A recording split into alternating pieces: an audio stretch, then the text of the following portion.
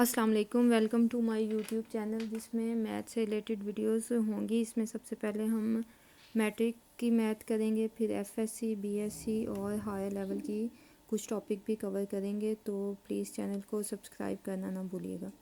तो सबसे पहले हम स्टार्ट करेंगे 9th क्लास की मैथ के फर्स्ट चैप्टर से। 9th क्लास की मैथ साइंस ग्रुप, इसका फर्स्ट चैप्टर है मैट्रिसेस।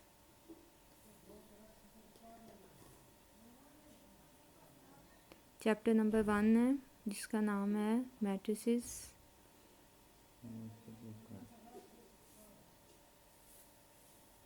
तो इसमें सबसे पहले हमारे पास डेफिनेशन है मैट्रिक्स की। तो मैट्रिक्स इज़ आ रेक्टेंगुलर अरे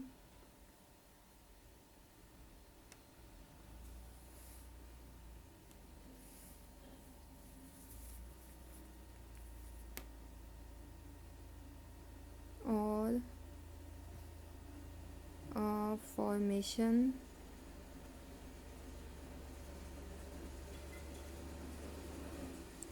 of a collection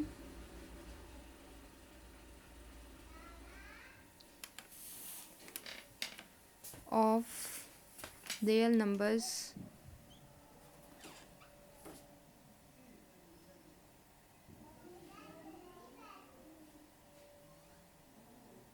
say 0, 1, 2, 3, 4 and 7। कोई भी नंबर ले सकते हैं हम, कोई भी real number. such as 1, 3, 4,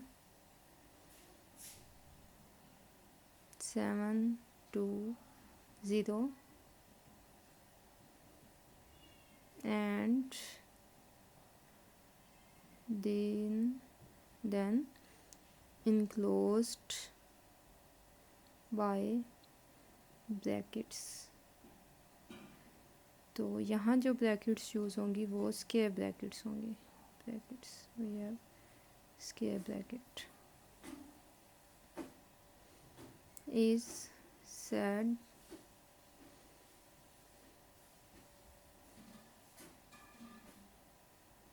to form a matrix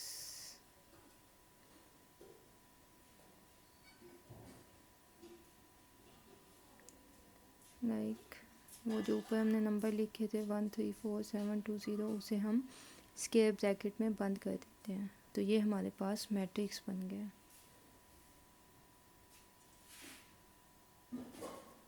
similarly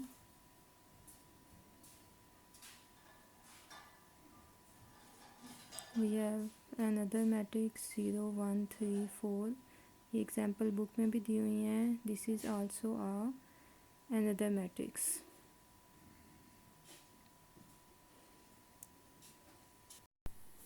तो ये हमारे पास डेफिनेशन है मैट्रिक्स की।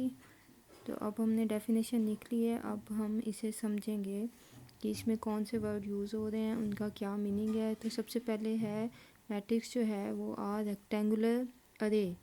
तो पहले आप लोगों को पता होना चाहिए कि रेक्टेंगुलर क्या है। रेक्टेंगुलर ज्योमेट्रिकल शेप है, ज्योमेट्री में आप लोगों ने पढ़ी हुई होगी। हम इसे बना लेते हैं दोबारा। तो ये शेप होती है ज्योमेट्रिकल शेप, 4 साइड्स होती हैं इसकी, ठीक है।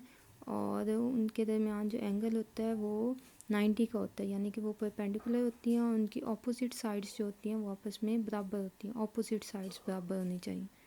तो ये हमारे पास रेक्टेंगुलर बन जाती है। इसके अलावा हमारे पास स्क्वायर जो होता है वो रेक्टेंगुलर का स्पेशल केस होता है। इसकी चारों साइडें बराबर होती हैं, यानी कि आमने सामने की बराबर हो गई, चारों बराबर हैं। और इसमें भी जो साइड्स हैं वो आपस में परपेंडिकुलर होती हैं। तो ये रेक्टेंगुलर और स्क्वायर का कॉन्सेप्ट था। तो मैट्रिक्स में अरे। अब अरे क्या होती है? अरे जो होती है वो कलेक्शन ऑफ ऑब्जेक्ट्स हो सकती है, नंबर हो सकता है। उन्हें एक ख़ास तरतीब से लिखा हुआ होता है नंबर्स को, रोज़ या कॉलम में। लाइक हमारे पास ये नंबर लिखे हुए हैं 1, 2, 3, अरे बना रहे हैं एक। ये रो है एक। इस तरह अगर हम इन्हें कॉलम्स में लिखें तो ये ए बी सी, इन्हें हम इकट्ठा भी लिख सकते हैं, लाइक ए बी सी 1 2 3। तो ये हमारे पास अरेज हैं डिफरेंट टाइप की। तो matrix is a rectangular array, rectangular array हो सकती है, और a formation of a collection of real numbers. तो रियल नंबर्स क्या होते हैं? रियल नंबर्स जो होते हैं उन्हें, व्हाट इज़ रियल नंबर्स? तो जो हमारे पास रियल नंबर होते हैं उन्हें हम डिनोट करते हैं आर से, ठीक है। और वो ऐसे भी लिखा जा सकता है, एक लाइन लगा के, या सिंपल आर ऐसे भी लिख सकते हैं। ये इक्वल होते हैं रैशनल नंबर्स और इनरैशनल नंबर के यूनियन के, यानी कि इसमें रैशनल और इनरैशनल नंबर दोनों आ जाते हैं। क्यू यहाँ रैशनल नंबर को डिनोट कर रहा है और क्यू डैश इनरैशनल नंबर को डिनोट कर रहा है। तो इसमें अब हम देखते हैं कि रैशनल नंबर क्या होते हैं। रैशनल नंबर ऐसे नंबर होते हैं जिन्हें हम p बाई क्यू की शक्ल में लिखें। अब ये p बाई क्यू क्या है? p और q जो हैं ये बिलोंग करने चाहिए z से, यानी ये z जो है इंटीजर्स, p और q कोई से भी इंटीजर्स हैं, और जो q है हमारे पास वो ज़ीरो के इक्वल नहीं होना चाहिए। q ज़ीरो नहीं होना चाहिए, डिनोमिनेटर ज़ीरो नहीं होना चाहिए, वरना ये अनडिफाइन हो जाए। इस तरह q डैश जो होता है वो ऐसे नंबर होते हैं जो p बाई q की शक्ल में नहीं लिखे जा सकते, फ्रैक्शन की शक्ल में नहीं लिखे जा सकते, वो इरेशनल होते हैं। तो आर में रैशनल और इरेशनल नंबर दोनों आ जाते हैं। अब इंटीजर्स का क्योंकि जिक्र हुआ है, तो इंटीजर्स कैसे बनेंगे? इंटीजर्स को समझने के लिए पहले हम बेसिक नंबर देख लेते हैं। हमारे पास होते हैं बेसिक नेचुरल नंबर्स होते हैं, उन्हें एन से डिनोट करते हैं। वो हैं 1 2 3 4 एंड सो ऑन। ये हमारे पास नेचुरल नंबर्स होते हैं। उसके बाद अगर हम इसमें ज़ीरो ऐड कर दें तो ये नेचुरल नंबर्स जो हैं ये होल नंबर बन जाते हैं, होल नंबर्स, और इसे W से डिनोट करते हैं। ये होते हैं 0 1 2 3 4 एंड सो ऑन। अब अगर हम ज़ीरो और नेचुरल नंबर के अलावा अगर हम इसमें नेगेटिव भी शामिल कर दें तो ये हमारे पास बन जाते हैं इंटीजर्स इसे z से ज़ाहिर करते हैं। ये इसमें ज़ीरो भी शामिल हो जाता है, पॉजिटिव भी शामिल हो जाते हैं, नेगेटिव भी शामिल हो जाते हैं। तो 0 +-1 +-2 +-3 ये हमारे पास इंटीजर्स हैं। इन्हें ऐसे भी लिख सकते हैं 0 1 2 3 ये एक साइड पे जा रहे हैं, और -1 -2 -3 ये हम लेफ़्ट साइड पे लिख देते हैं। तो ये हमारे पास हैं सेट ऑफ इंटीजर्स।